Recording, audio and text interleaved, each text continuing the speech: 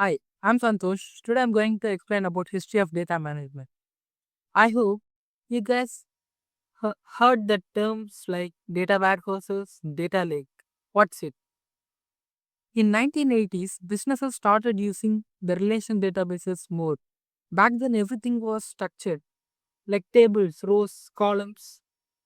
Think of this. There's a company, they were using large amount of data, a large amount of transaction data in a relation database. They want to do some analysis. How can they do?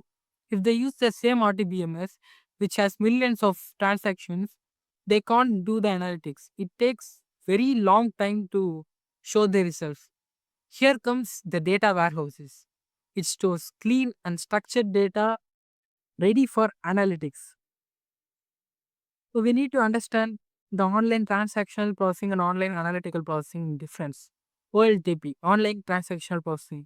It handles daily transaction, day-to-day data, incoming data. For example, you can see traditional RDBMS like MySQL, SQL Server, PostgreSQL, etc. And online analytical processing. It's mainly designed for analytics, handle complex aggregation queries, etc. We can say the data warehouses like Azure Synapse Analytics, Fabric Data Warehouse, Snowflake, BigQuery, etc. What it does is it uses dimensional data modeling to model the data which supports fast reads, which helps in analytics. The traditional data warehouse is mainly focused on storing structured data, but the modern data warehouse were using semi-structured data too. Then came the 2000s, the main problem, data explorer. What does it mean? Huge amount of data, the big data, data from logs, the data from various sources arrive. They can't store those type of data in a data warehouse.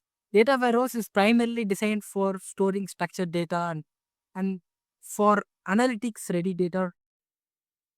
But here comes the data lake, which is useful to store the raw data, any format, any size.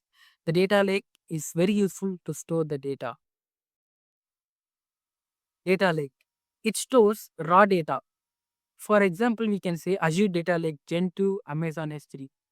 Actually, a data lake is built on top of blob storage with hierarchical namespace enabled. In a normal blob storage, you can see some folder, but they are not like a real folder. They are a virtual folder. But when hierarchical namespace enabled, it behaves like a real file system. So the data lake is used to store the raw data, and the data warehouse is used to store the analytics ready structured data, processed data. That's the difference.